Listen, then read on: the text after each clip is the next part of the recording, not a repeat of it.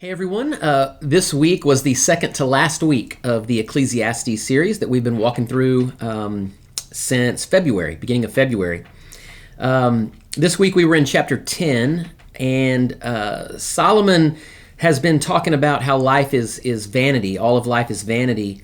And in chapter 10 he takes a little bit of a turn. Chapter 10 kind of reads a lot more like Proverbs, something that he wrote earlier in his life.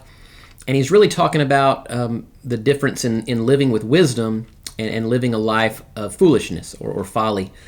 And so we went through chapter 10 and the very first part of chapter 11, and we tried to just pull out some characteristics of wise people. And so Solomon would at least say that it's better to live with wisdom than to live with folly, and he kind of points out the differences here. So big ideas this week were that wise people, they pursue and they maintain wisdom. That wisdom is something that we need to maintain. Number two was that wise people, they have a plan and they execute the plan. They sharpen the axe, as he says in the text. Number three was that wise people listen to wise people. Get your advice and your counsel from wise people. Number four was that wise people value both work and leisure. That to err too far on either side is not healthy and not good. Number five, wise people are careful with their words. Number six is wise people are good stewards. They steward their money and their resources well. And then number seven was that wise people don't make excuses for a lack of obedience. And so some questions this week that you can use for discussion in your groups. Again, questions 1 and 2. What was most interesting or encouraging to you this week from the sermon? And what was most challenging or raised some further questions for you? Question number 3.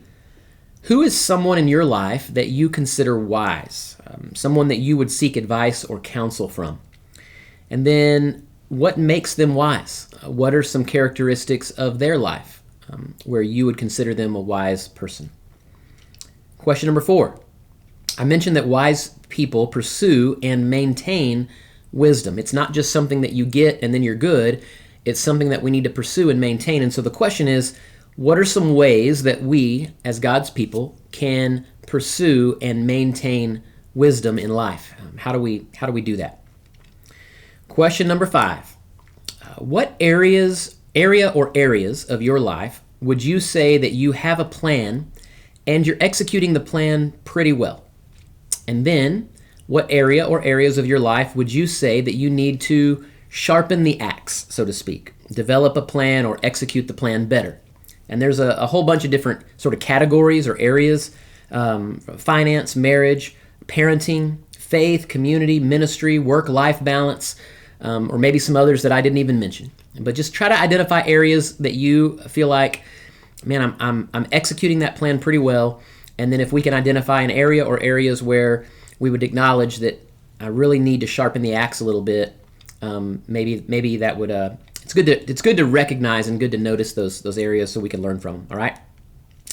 The action step this week was just that: to identify wise people in your life and then listen to them. All right.